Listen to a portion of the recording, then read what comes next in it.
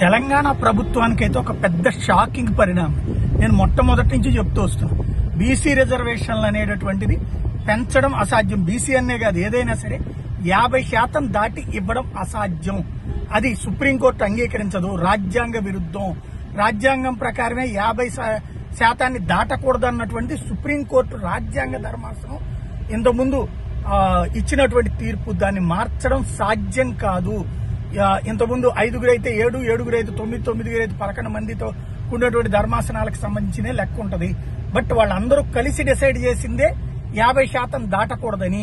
మిగతా 50% ఏమి ఓసీలకు ఉండదు. అందులో బీసీ, ఎస్సీ, ఎస్టీ కూడా పోటీ పడచ్చు, ఈడబ్ల్యూఎస్ కూడా పోటీ పడచ్చు అన్నటువంటిది అనేక సార్లు మనం మాట్లాడుకున్నాం. కాకపోతే రాజకీయ జూదం ఆడుతున్నాడు రేవంత్ రెడ్డి. బీసీలకు ఏదో మేలు చేస్తున్నట్టు నాటకం తప్పించి మరేముండదు.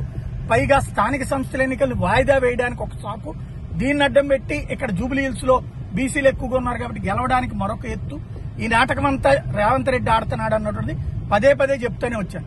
చివరికి హైకోర్టు మొన్న కొట్టేసింది, సుప్రీంకోర్టుకు వెళ్లారు స్పెషల్ లీవ్ పిటిషన్ అంటూ. 50% రిజర్వేషన్ దాటడానికి వీల్లేదని సుప్రీంకోర్టు తేల్చి చెప్పింది. ఆ ఎన్నికలకి అంటే దాంతోనే వెళ్లమని చెప్పింది. మేము అసెంబ్లీలో తీర్మానం చేసామని, నువ్వు ఏ తీర్మానాలు చేసుకున్నా సరే అదే ఫైనల్ అని స్పష్టం చేసింది. దీంతో ఏదైతే బీసీలని మోసం చేయడం, 42% మీకు ఇచ్చేస్తున్నాం, మొత్తం 70% తీసుకెళ్తాం, 80% తీసుకెళ్తాం అనే నాటకం. అదేమంటే ఈశాన్య రాష్ట్రాల్లో అట్టుంది, తమిళనాడులో అట్టుందంటే నేను అది ఇంతకుముందే చెప్పాను.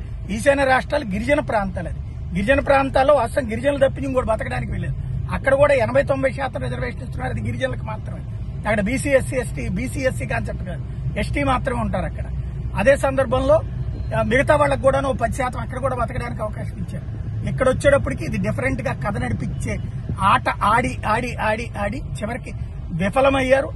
ఓవరాల్ గా బీసీలకి మోసం. ఇంతకుముందు ఏదైతే కనీసం సీఎంనైనా చేయాలి, ఇప్పుడు చేతనైతే ఏం చేయాలంటే కాంగ్రెస్ పార్టీ రేవంత్ దించేసేసి బీసీ తరపున ఇంకెవరైనా ముఖ్యమంత్రిని చేస్తే అప్పుడు న్యాయం జరిగినట్టు అవుతుంది. ఎందుకంటే రెచ్చగొట్టు వదిలిపెట్టారు బీసీలకి. ఇంకేముంది, మీకు వచ్చేస్తుంది 42 నేను తీసుకొస్తున్నాను, కేసీఆర్ ఆపుతున్నాడని కాసేపు, కేటీఆర్ ఆపుతున్నాడని కాసేపు, ఆ తర్వాత తీసుకెళ్లి మోడీ ఆపుతున్నాడని కాసేపు ఈ డ్రామాలన్నీ ఆడారు. అది న్యాయస్థానం ఇచ్చినటువంటి తీర్పు. గవర్నర్లను అడ్డం పెట్టి, రాష్ట్రపతులను అడ్డం పెట్టి, కేంద్ర ప్రభుత్వాన్ని అడ్డం పెట్టి రాజకీయ జోదం ఆడుతుంటే తెలియనంత అమాయకులేం కాదు బీసీలు. ఓవరాల్ గా ఇప్పుడు షాకింగ్ పరిణామం అన్నమాట.